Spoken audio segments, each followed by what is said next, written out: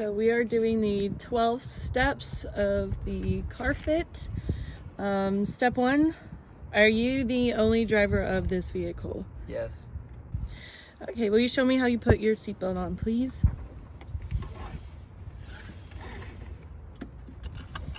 So the proper way for this is to have the lap belt should be low across the pelvis here, not on your stomach tissue. Make sure it's tight. And this goes across the collarbone and the breastbone area. So for step 3, we're doing steering wheel tilt first. We have to ensure that there are several inches of space from the bottom of the steering wheel here to the top of the thighs. This is the closest thing that I have to a ruler. There's only about an inch of space here, so you could probably like lift your steering wheel up a little bit to make sure that there's more space from the bottom of the steering wheel to the top of your thigh. We also have to make sure that the distance from the airbag to the driver is good. Will you hold on to the steering wheel for me? Make sure that there's a slight bend in the elbows like seen here, and that the shoulders are relaxed. And then we also have to look at the head restraint.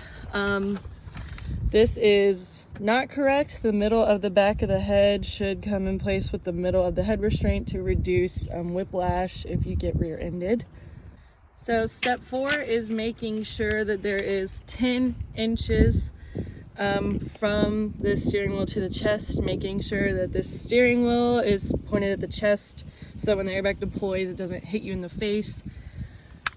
So if you'll pull that, so that's about 16 inches. So step 5 is line of sight above the steering wheel. There should be a minimum of 3 inches above the top of the steering wheel required for straight line of vision. I don't have a ruler, so if you will, like, place your hand on like where your line of vision lays at your thing, and then where that is, like from the steering wheel. I didn't get that. Could you try again? And that's about 4 inches, give or take 1 inch, because the hand wasn't exactly a good method to use there. So now I need to look at the position of the gas pedal. Can I see you press down on the gas pedal with your foot? We're just making sure here that it's easily pressed without reaching, and it looks pretty good. And then step 7 is to look at the brake pedal. So if you move your foot to the brake pedal, that looks good as well. And then will you transition from the gas pedal to the brake pedal a couple times to make sure that you can do that easily. All right, that looks good. So for step 8, we look at mirror adjustments. Let's see, I'm gonna close your door and I want you to rest your head up against the window and adjust your left mirror until you can just barely see the side of your car.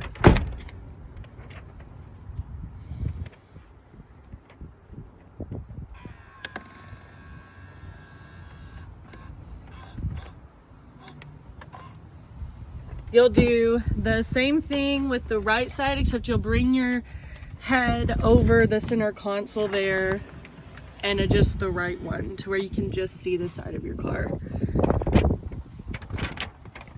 For step 9, I'm gonna check that you have neck mobility to check for visual blind spots. So I'm gonna close the door and I'm gonna stand in your blind spot and hold up a certain number of fingers, and you let me know how many fingers I'm holding up.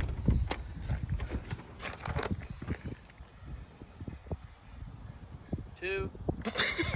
Okay, for step 9, can you turn the key in the ignition, please? Turn it on. Yeah. Do you have any difficulties doing that? No. Okay. And then step 11 is operation of vehicle controls. So I'm gonna come around front, and can you turn your windshield wipers on? All right, can you turn your headlights on? Can't really see it. Can you do your turning signals? All right, and then do you know where your parking brake and everything is? Can you lift that up? Do you have any difficulties performing any of those? No. Alrighty, and then the last step, step 12, is just to review the checklist and check out.